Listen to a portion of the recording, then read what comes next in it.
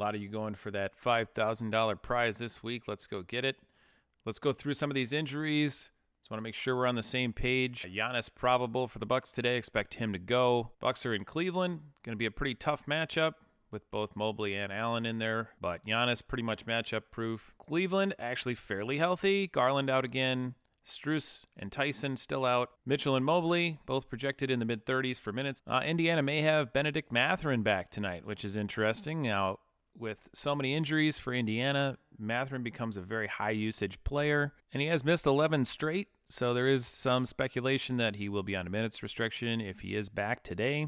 Estimate of 30 if he does play, and that's enough to be effective. Right now, just a 25 L10. That's a good play this week. If he can get 30 minutes, this will be one to watch heading into lock, but a floor of 26 with an L10 of 25 is definitely in play. And that ceiling of 42 is probably a little low. You only got a couple games on the ledger this year. Does get Charlotte on Wednesday, at Detroit tonight. Neither of these teams are great defensively, so I would say he's a good play this week. Definitely something to consider, but of course you have to watch that injury news leading up to lock. And with Nesmith out, Toppin still out, they're going to need him. They've been getting pretty much nothing from their bench guys. And that moves us to Detroit. And Detroit, kind of my nemesis these days. On these days when I need to leave to go into work, Detroit is always late with their lineups, it seems. Same today. We've got Cunningham questionable. We've got Ausar Thompson questionable. Duran's actually probable today, so at least he's going to go. And we've seen Cade put up some great games. They are on a back-to-back today and tomorrow.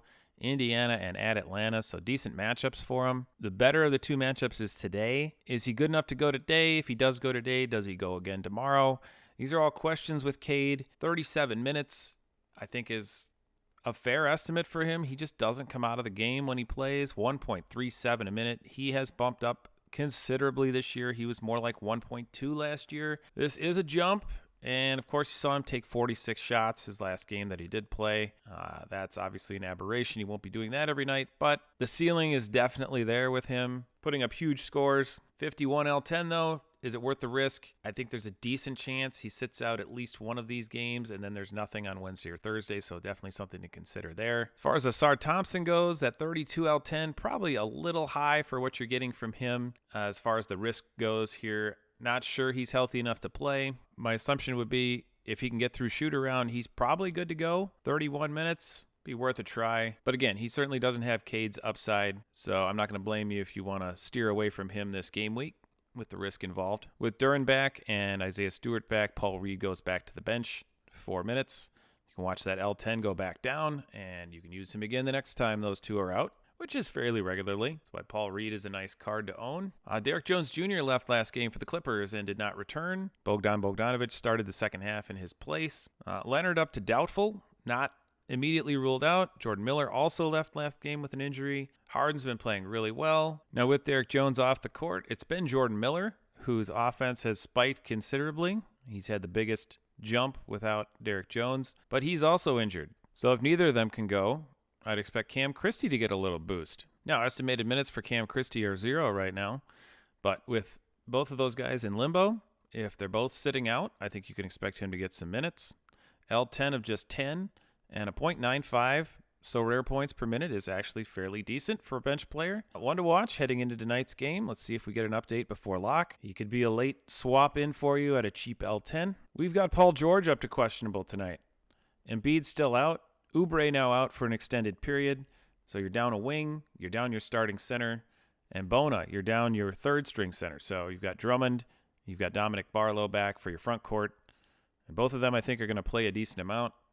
Paul George being questionable doesn't mean he'll play. I have a feeling he's close. But again, what do we get from Paul George at this point? That's a big wild card. I think you can definitely play Barlow at an 11 L10 this week. Drummond's still in play even though he's mid-20s now.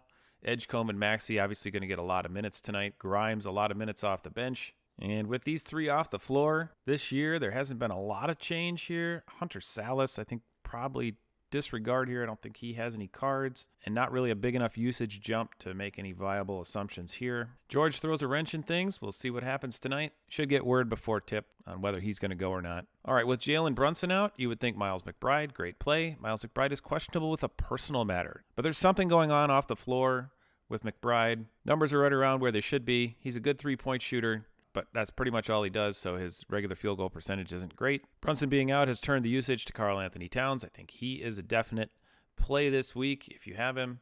Maybe even an MVP play without Brunson around.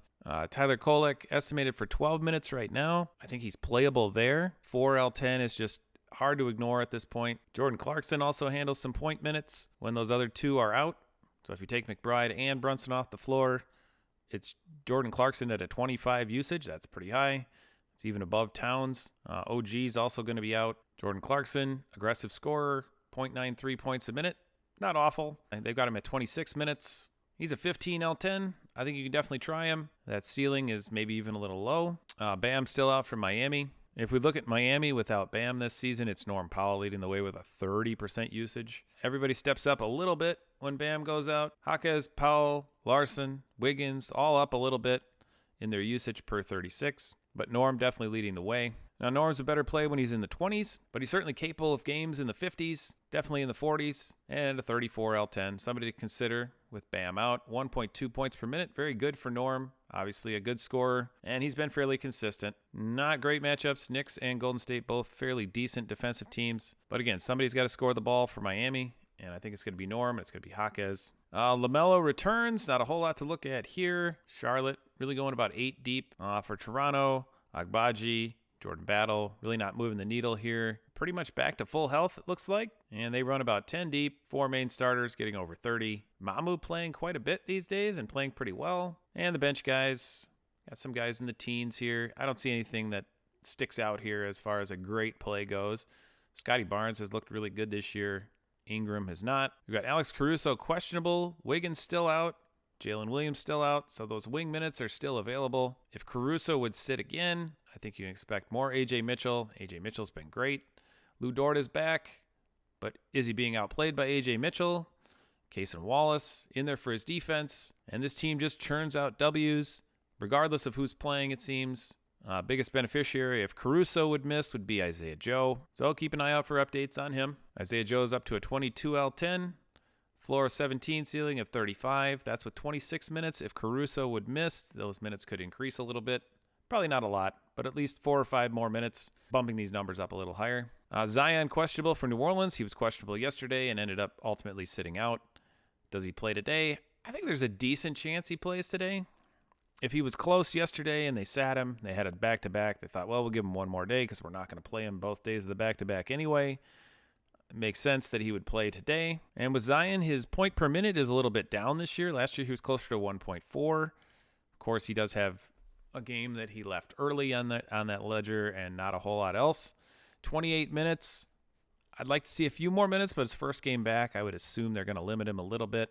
39 L10 is pretty high for a guy on a minute restriction, so I'd probably avoid Zion today. And he gets Denver on Wednesday. We don't even know if he's back today, though, so probably can't play Zion this week. Maybe in a daily if you have him available. With Zion off the floor, Derek Queen has actually been the biggest beneficiary. Jeremiah Fears and Jordan Poole, both big usage rates with Zion off the floor. So we'll watch for news today.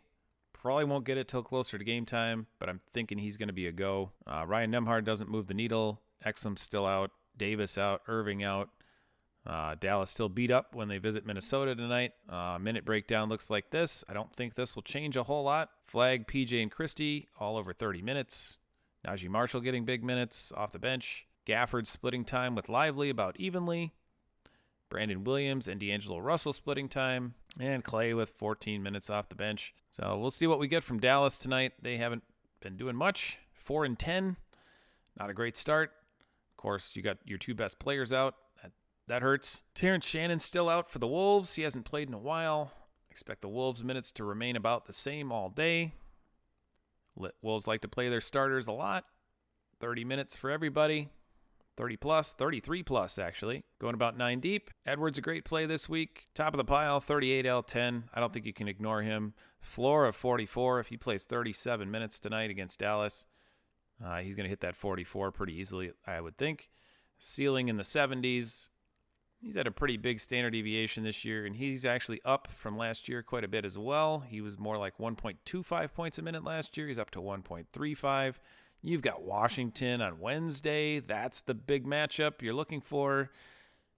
10-point difference between today against Dallas and Wednesday against Washington. If you have an Edwards, you got to get him in this week everywhere you can. Moving to Chicago, they're on the second of a back-to-back. Giddey came back last night, threw up another big triple-double, 65 so rare point performance, into double overtime game. 43 minutes, though. Does he play the second of a back-to-back coming off injury? I haven't heard that he's going to be out, and the fact that he was able to go 43 last night makes me think he must be feeling pretty good. Got a couple of days off to rest. Hopefully he's good again tonight. Trey Jones missed yesterday. Left ankle impingement. Kobe White back yesterday. Supposedly on a minute restriction at 24. Ended up playing 30 because the game went double overtime. And they're going to sit him on the second of the back-to-back after 30 minutes last night where he scored 27 points. Kobe White looked pretty good last night, although his shot wasn't falling. He was getting to the line. 27 points. He's out tonight. Collins up to doubtful, but I expect him to sit again. Trey Jones questionable. Is he back? Is he out again? I don't know. I think with White out, there's a better chance that Jones gets back in there. We'll see what we get from Chicago. This one's kind of a wild card. Of course, if Giddey would ultimately be ruled out and Trey Jones was out, you'd have to look at some Javon Carter, possibly more Ayo Dosunmu minutes. But we haven't heard anything about that yet. And as of now, I would expect Giddey to play. And I'm thinking there's a good chance Trey Jones goes also tonight. In Denver, you got Jokic as probable. So he was questionable over the weekend with a wrist, ultimately played and played pretty well. Probable tells me he's fine. He's going to keep playing. Strother, a back injury. Didn't get as many minutes as I thought he would, and then apparently got hurt. So I don't know if he's playing, but I guess it doesn't really matter. Cam Johnson hasn't done anything all season. He's still questionable. I thought he was going to be out for a while. Maybe he's back tonight. That L10 for Cam Johnson's getting so low, and this is a good player. I don't know what's going on. I don't know if he's playing hurt, and he just can't do it right now. They either need to give him a bunch of time off to get himself right, or he's just still acclimating to the new team. But this is a guy who's had great stats, great shooting splits over his career. Expect him to be good with Denver. And he just hasn't gotten it going yet, but that L10 is getting so low. He's down to about, 16? 15. He's a 15 L10. I mean, I know he's been awful. 0.6 points per minute. I mean, that is terrible for him. I can't remember what he was last year, but I think it was 1.15, maybe 1.2, so almost double the production. 27 minutes. I mean, they're still projecting him to get some time. It's just really hard for me to believe that he has fallen off this much in one off season. Something's going on. Either he's injured or he's just not fitting with the team or something, but the shot's going to come. This is a guy I'm kind of loading up on right now. I think the breakout will happen at some point this season, and that L10 is getting so low, you're going to be able to use him for at least a couple weeks when he starts to fire. As for this week, got 2 games. Got one in New Orleans, the second game. Maybe that's the time he breaks out. Does he sit tonight, come back in New Orleans? I don't know. It's definitely a high-risk play, but this is somebody I'm absolutely loading up on right now. Well, he's down. It's a good buy low opportunity on Cam Johnson, I would think. So that's one of those, even if you don't want to play him today, or if you get word that he's out today, and obviously you're not going to play him if he's out today. Not a bad guy to add, just going forward. There's a lot of season left. I think there will be opportunities to play him at some point this year, especially when that L10 is so low. And if he's out, I would say you're looking at Bruce Brown getting more minutes. You're looking at Peyton Watson getting more minutes. If Strother's really injured, definitely better news for those two guys. Hardaway played well last game. I think he's entrenched now in the starting lineup, and at least until Christian Braun gets back, and he's going to be out 4 to 6 weeks, I believe. And that's about it today. Okay, so we've run through your injuries that we need to look at today. Obviously, you can use the sheet for informational purposes. If you need to see who your best L10 play is at a certain number, you can use this value by L10 tab. It's just ordered by L10. Goes down, and then it'll show you the best values for each number. So that's a good thing to use if you have one spot left and you're trying to figure out who you might want to add or stick in there. And of course, we got our quick play. You can look at your cap droppers over here on this tab. Lots of good information for you. Good luck this week. Hope everybody wins their 5,000 that's going for it. Thanks for watching, and good luck.